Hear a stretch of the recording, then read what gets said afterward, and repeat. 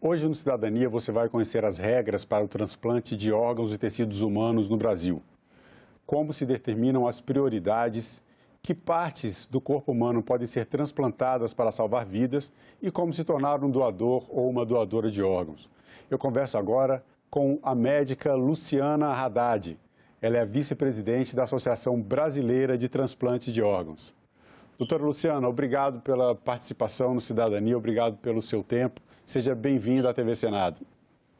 Olá, Marcelo, muito obrigada pelo convite. Achou importante ter esse espaço para falar sobre os transplantes, algo tão importante aqui no nosso país. Sim, e um tema que ganhou bastante evidência nos últimos dias, né, devido aí a uma situação vivida com uma pessoa muito conhecida, o apresentador Fausto Silva, despertou todas essas discussões e, claro, está lançando luz sobre o nosso sistema brasileiro de transplante de órgãos e também trouxe luz à Associação Brasileira de Transplante de Órgãos. Eu gostaria de começar essa entrevista abrindo um espaço para a senhora apresentar para a população brasileira, as pessoas que acompanham a TV Senado, a Associação Brasileira de Transplante de Órgãos. Então, a Associação Brasileira de Transplantes de Órgãos faz parte da história dos transplantes no Brasil. É uma sociedade de classe, como a Sociedade Brasileira de Pediatria, Cardiologia, Clínica Médica, como todas as sociedades que regulam e acompanham cada setor da saúde brasileira. Mas a grande diferença da Associação Brasileira de Transplante de Órgãos é que o transplante é uma área que é multidisciplinar. Ela não é envolvida somente por médicos, pelo contrário, é fundamental no transplante que tenha a participação dos enfermeiros, os coordenadores, a área toda de gestão. Então, a sociedade é uma sociedade que inclui todos os médicos de todas as áreas que trabalham com transplante. E na medicina nós temos médicos que trabalham com a parte digestiva, que faz transplante de fígado, transplante de intestino, os médicos que trabalham na área de cardiologia, que trabalham com transplante de coração, o mesmo vale para pulmão, para rim, para medula. Então, são diversas especialidades médicas dentro da associação, além disso, as áreas de apoio e áreas não médicas. Essa associação então, acompanha todos esses profissionais que fazem transplante em todos os órgãos e tecidos no Brasil. Nós somos os responsáveis por todos os transplantes e, por isso, tem uma particularidade diferente, por exemplo, de uma sociedade de cardiologia ou de pediatria, onde tem uma especialidade única. Nossa área é multi-especialidades. E a gente acompanha junto, muito próximo ao Ministério, porque também, diferente da maioria das doenças, o transplante é todo legislado por lei, tem uma participação pública muito importante, né, para fazer essa condução. Então, a Associação Brasileira de Transplante de Órgãos sempre teve uma relação muito próxima ao Ministério da Saúde e ao SNT. Isso, então a gente, falando dessa parte pública, no Ministério da Saúde, o Sistema Brasileiro de Transplante de Órgãos, o Brasil tem o maior programa mundial de público, né, de transplante de órgãos. Então, todos os transplantes de órgãos, todo o sistema que envolve, desde cadastramento das pessoas que precisam de órgãos até aquelas pessoas que doam órgãos, todo esse sistema é público. Eu queria que a senhora falasse um pouco sobre isso. Como é que funciona esse sistema de distribuição dos órgãos que são doados no Brasil? Exatamente. O sistema é público porque precisa dessa gestão integrada, que é uma gestão nacional que envolve as etapas para a realização do transplante. Então, desde a identificação de um potencial doador, esse potencial doador tem que passar por testes para avaliar se ele é um doador ou não. As equipes precisam definir isso e também o aceite para o transplante. Então, identificado um potencial doador, que pode estar em qualquer hospital do Brasil. Uma equipe de procura de órgãos vai ter que ir até esse hospital para definir a morte encefálica. Feito isso, são feitos uma série de exames no doador e também a entrevista com os familiares, que são os responsáveis por autorizar esse transplante de órgãos e definir também quais os órgãos e tecidos que serão doados.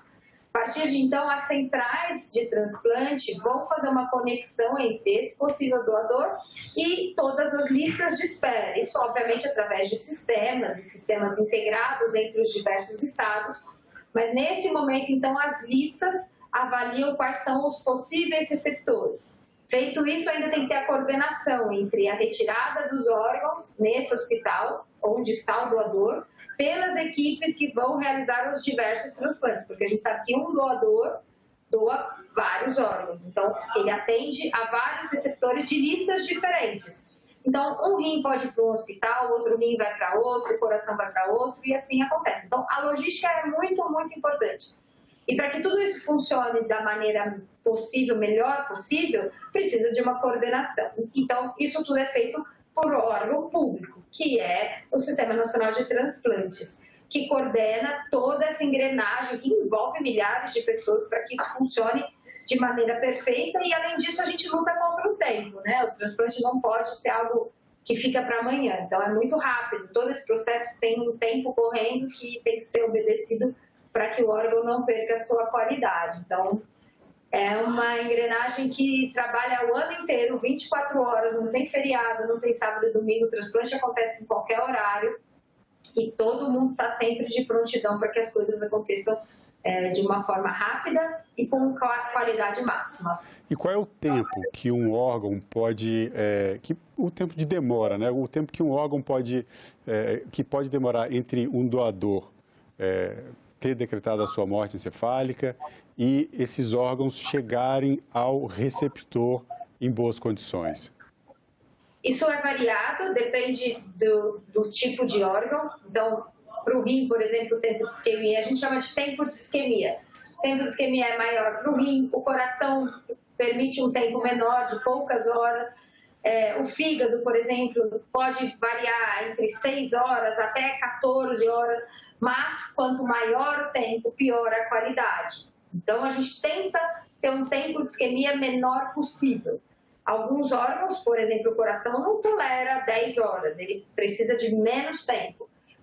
O rim já tolera, mas isso tudo tem que ser com o órgão mantido na condição ideal. Ele precisa de uma solução de preservação, que é onde ele vai ficar acomodado, ele precisa estar resfriado também numa condição ideal para que ele não perca suas características. E quanto menor esse tempo, melhor a qualidade. Então, a gente sempre tenta fazer com o menor tempo de isquemia possível e não o máximo tolerado, entendeu? Esse é um dos pontos em que começa a definição dos critérios de prioridade, né? Então, uma pessoa, esse sistema de transplantes, ele atua também tem uma divisão regional. Você tem uma coordenação nacional, como a senhora colocou, mas em virtude das distâncias geográficas, a gente mora num país continental, isso acaba estabelecendo critérios, quer dizer, um coração que vai ser doado dentro de uma unidade da federação, seja aqui no Distrito Federal, seja em São Paulo, ele não vai estar viajando pelo Brasil, saindo de um estado a outro. Esse é um dos critérios. Eu queria que a senhora falasse sobre esse ponto e os outros critérios que normalmente vão determinar que pessoa vai ser a primeira a receber um órgão a partir do momento em que ela entra na lista de espera pelo transplante de órgãos no Brasil. Exato. Na verdade, as listas são regionais e isso tem que ser considerado. Existem alguns casos onde o órgão vai sim ser deslocado de um estado para o outro, desde que o tempo de isquemia permita, e isso nos casos de priorização. Então, os casos de priorização são diferentes para cada órgão, que consideram a gravidade do paciente. Então, antes da priorização, a lista é separada por estado, por órgão e por tipo sanguíneo. Cada órgão tem a lista do tipo A, do AB, do B e do O. Depois disso, alguns órgãos têm critérios de prioridade, que colocam o paciente numa posição superior nessa lista. Então, por exemplo, para o fígado, se o paciente tiver uma hepatite fulminante, que é um quadro onde, se ele não for transplantado em poucos dias, ele falece, ele ganha prioridade. A mesma coisa acontece para alguns casos de transplante de coração. E aí, no paciente em prioridade, ele vai para primeiro ou primeiros da fila, porque às vezes tem mais do que um paciente em prioridade, dependendo do tipo sanguíneo, e ele vai ficar entre aqueles primeiros da fila que podem receber o órgão tanto do seu estado quanto de estados que consigam fazer esse transporte no tempo hábil para que o paciente receba o órgão. Existem outros critérios, né? A compatibilidade sanguínea, a senhora colocou também. Isso. Mas uma vez que a pessoa está dentro dessa lista de prioridades, está ali entre as primeiras para receber, por exemplo, tem o caso de um coração que está pronto para ser doado. O receptor, ele tem outras características que vão definir se ele pode ou não. Então, às vezes, ele está o primeiro da fila, o primeiro na lista de espera, ele entrou nessa prioridade e, de acordo com as condições do próprio corpo, né, ele pode ser o receptor ou não. Quer dizer, aí pode haver uma rejeição da equipe médica e falar assim, não, esse não serve. Que critérios seriam esses em termos de organismo de cada pessoa, tipo físico, como é que isso interfere na determinação de quem vai ser o primeiro a receber um órgão? Exatamente. A gente sempre considera o tamanho, porque o órgão tem que ter um tamanho compatível com o receptor. Então, se for muito grande ou muito pequeno, esse órgão não vai funcionar bem. Então, a gente considera peso e altura. E também as condições clínicas, tanto do doador quanto do receptor. Isso é algo bastante complexo. A parte mais difícil da escolha mesmo, que a gente fala que é a alocação, é escolher o melhor receptor e o melhor doador. Porque em alguns momentos, por exemplo, o receptor pode estar muito grave e aí ele não tem condição de passar por um transplante. Nesse caso, ele não vai ser transplantado. Ou às vezes tem um doador que é um doador limítrofe, porque ele tem alguma condição clínica que o órgão não é um órgão perfeito. Então, talvez esse órgão que não é muito bom não pode ser colocado num doente muito grave. Isso é a arte da alocação de órgãos, que é tentar encontrar o melhor receptor para o melhor doador e vice-versa. Obviamente, quando tem um doador excelente, que é um doador que tem uma saúde perfeita, esse doador, se for compatível, tipo sanguíneo, o HLA, por exemplo, no caso do rim, do coração, que é uma outra compatibilidade imunológica, e o tamanho, aí sim o primeiro da lista é o que vai ser atendido.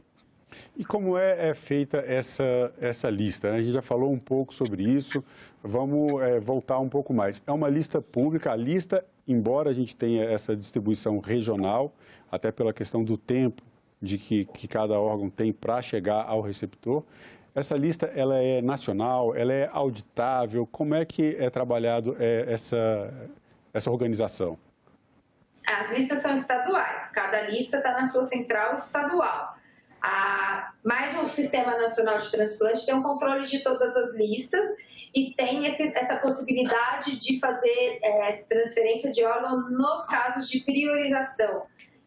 E tudo isso é auditado, tudo isso é feito em sistema público, né? Então, o SNT é um órgão do Ministério da Saúde e essas listas todas são acompanhadas de uma forma muito rigorosa, tecnicamente, e inclusive pelas equipes que participam dos processos, pelos pacientes que têm acesso à sua posição na lista em qualquer momento e de uma forma muito rigorosa. Isso funciona muito bem, sabe? Não existe problema em relação às listas.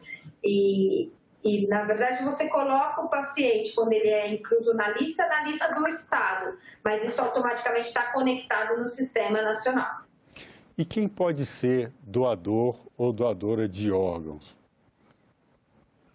Na verdade, a gente tem dois tipos de doação, né? A gente tem a doação com o doador falecido, que é a grande maioria, e o doador falecido pode doar todos os órgãos, ou seja, aquele paciente que passou por uma morte encefálica. E nós temos a possibilidade da doação em vida, que é um número mais restrito, porque não são todos os órgãos que podem ser doados em vida. O mais frequente em vida é a doação de um rim, já que todos nós temos 2 rins, e uma parte do fígado, né? No caso da doação pelo transplante de fígado, é uma parte do fígado que é doada. Então, essas são as possibilidades de doação em vida, além da doação de medula óssea, que também, essa sim, é feita em vida. E no caso da doação em vida, a pessoa pode escolher para quem ela vai fazer a doação? Na verdade, a doação em vida, na lei brasileira, só pode ser feita entre familiares de primeiro grau. Então, existe a possibilidade de uma doação, por exemplo, entre amigos, mas isso precisa de uma autorização judicial. Não é feita de rotina porque a gente quer evitar e para que não aconteça qualquer tipo de irregularidade. Então, as doações em vida são feitas em familiares de primeiro grau. Casos que não são familiares, precisa de uma avaliação judicial para comprovar o grau de amizade, a proximidade entre as pessoas.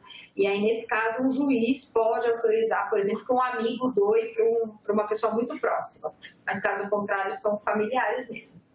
Tá, e eu quero deixar aqui para as pessoas que estão acompanhando essa nossa entrevista, a lei que regulamenta a doação de órgãos no Brasil é a Lei 9.434 de 1997. Há vários projetos de lei no Congresso Nacional para fazer algumas alterações nessa lei, inclusive para facilitar a doação de órgãos, né, doutora? Mas a lei que está vigindo é essa, a Lei 9.434 de 1997, para você que quer saber um pouco mais sobre as regras que estabelecem, né, os limites e as condições para transplante de órgãos e tecidos humanos no Brasil. Agora, no caso da doação da pessoa que tem o falecimento decretado, uma vez que a pessoa manifestou o seu interesse, né, a sua decisão, expôs a sua decisão à família de se tornar um doador ou uma doadora, vindo ao falecimento, essa decisão é da família?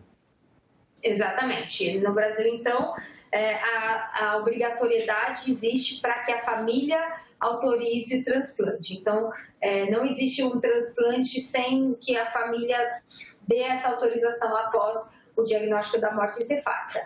A gente sabe que é importante que as pessoas manifestem o seu desejo, porque isso facilita para a família essa tomada de decisão. Porque essa tomada de decisão acontece num momento muito difícil, onde as pessoas perderam o ente querido, e tem que ser relativamente rápido, né? A gente sabe que tem que ter essa resposta para que o processo se desencadeie. Então, é mais fácil a família tomar a decisão quando ela sabe do desejo daquela pessoa. Mas, ainda assim, é obrigatória a decisão. Não existe hoje uma forma de deixar por escrito, nem um documento que torne a pessoa um doador, apesar da família. Então, a família, sim, é a que autoriza sempre. Apesar de a gente ter um programa, né, o Brasil tem um programa extenso, um programa reconhecido mundialmente de transplante de órgãos, todo esse sistema é tão bem organizado que a senhora colocou aqui para a gente.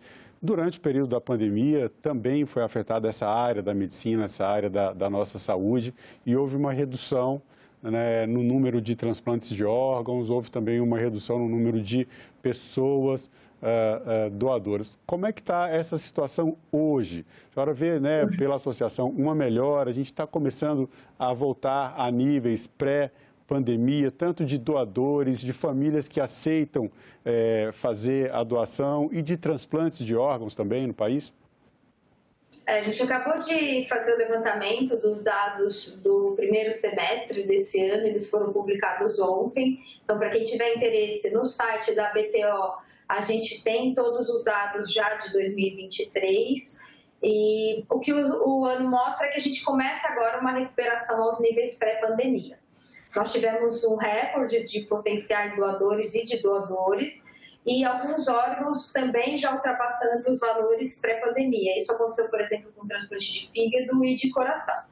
E os demais órgãos já nos níveis semelhantes aos que a gente tinha em 2019.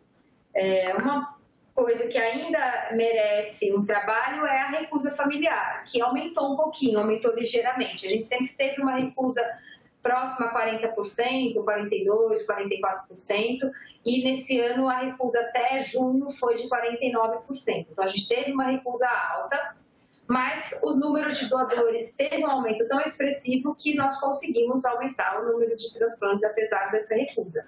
Então, agora a gente pretende trabalhar bastante essa informação da população, tentar diminuir um pouco essa recusa, para tentar fazer até o final do ano o recorde de transplantes de todos os órgãos, porque por conta da pandemia, muitas filas ficaram bem maiores do que elas já eram, porque os transplantes tiveram uma redução em número. E a necessidade, né, a indicação, a gente sabe que não diminui, pelo contrário, a indicação de transplantes está sempre aumentando. Então, a ideia é que para esse segundo semestre e o começo já do ano que vem, a gente mantenha números maiores de doação e transplantes. E como fica a vida das pessoas que recebem um transplante de órgãos? Como é essa mudança de uma pessoa que está precisando do transplante para continuar vivo, recebe, entra na lista, consegue o doador, recebe e tem ali a sua cirurgia bem sucedida? Como é que esse pós-cirúrgico dos receptores de órgãos? Isso existe, obviamente, uma particularidade para cada órgão, é difícil generalizar. Por exemplo, um transplante de córnea é muito diferente de um transplante de coração. Cada transplante tem suas particularidades e como vai ser a recuperação, o tempo de recuperação. Mas o que eu posso dizer é que na maioria dos casos há sempre uma melhora de qualidade de vida marcante para o paciente, que em geral está numa condição de saúde bastante debilitada e ele passa a ter uma qualidade de vida extremamente satisfatória, e existem os cuidados que ele vai ter que ter em relação, por exemplo, à rejeição. Então, é um paciente que vai tomar um medicamento que a gente chama de imunossupressor, que é um medicamento que ele vai ter que tomar para o resto da vida para evitar a rejeição desse órgão. É um paciente que vai ser acompanhado pela equipe transplantadora também por toda a vida. Mas a cada ano que passa após transplante, mais a vida dele se torna uma vida normal, uma vida plena. A gente tem pacientes com 20 anos de transplante, que já tiveram filhos, trabalham, tem uma vida praticamente normal, desde que tome seu imunossupressor e faça seu acompanhamento. Então, a gente sabe que é um procedimento que tem um sucesso bem alto e que, em geral, é indicado para pessoas que estão num momento muito comprometido, com a saúde muito comprometida, né? Quando tem um órgão que já não funciona bem ou está no limite do seu funcionamento. Eu queria abrir um pouco de tempo agora, a gente está chegando mais para o final da entrevista, para a senhora falar sobre a doação de órgãos, convidar as pessoas, né, aproveitar esse momento para sensibilizar as famílias em relação a essa questão da rejeição, e para que as pessoas se manifestem, conversem com seus familiares, aquelas e aqueles que quiserem ser doador de órgão. Acho que é importante aproveitar esse espaço que a gente tem, né? Por sorte, um transplante de uma pessoa pública bem sucedido, que teve um resultado até o momento satisfatório, que a gente entenda que esse é um caso que simboliza milhares de pessoas que passam por isso todos os dias. Então, nós temos pacientes em todos os lugares do Brasil, em situações sociais muito diferentes, e todos precisando de uma mesma questão, que é uma doação de órgão. Então, você se tornar um doador, você vai ter um impacto muito direto na vida de muitas famílias. E é algo que, na verdade, não custa nada, né? Basta você deixar esse desejo expresso, porque é algo que vai acontecer no momento que, obviamente, você já não vai mais estar em vida, mas você vai tornar possível a vida de outras pessoas e, com isso, obviamente, ajudando várias famílias a terem uma nova luz, uma nova esperança. A gente que trabalha com transplante tem diariamente, né, casos muito bacanas de famílias que voltaram a ter um pai, ter uma mãe, ter um filho presentes, que as pessoas antes estavam sempre internadas, doentes, sem qualidade de vida, e com o transplante a gente percebe que elas têm um recomeço, um renascimento praticamente. Então, vocês conseguem fazer muita diferença. Acho que é o momento de falar sobre isso, então se deixar claro esse desejo de ser um doador, para que ninguém tenha dúvida, e informem as pessoas sobre o transplante, sobre a seriedade do programa de transplantes no Brasil e como a gente tem trabalhando arduamente para salvar tantas vidas. Doutora, eu gostaria de encerrar nossa entrevista com a pergunta que eu homenageei, que fala do programa. A gente está falando de cidadania, saúde é cidadania. Para a senhora, o que é cidadania? Eu acho que, puxando o gancho aqui para a nossa área, acho que ser cidadão é ser um doador de órgãos, né? Pensar no próximo, além de si mesmo. Acho que é um ato, basicamente, de cidadania quando você consegue entender que você pode fazer a diferença. Então, ser um doador de órgãos é também ser um cidadão. Doutora Luciana Haddad, eu quero agradecer mais uma vez a sua participação em nosso programa. Obrigado pelo seu tempo. Obrigada pelo convite, foi um prazer. E eu agradeço também a você que acompanha a programação da TV Senado. Assine o canal da TV Senado no YouTube, ative as notificações e acompanhe toda a produção do Poder Legislativo diretamente da fonte. na TV Senado, democracia é todo dia.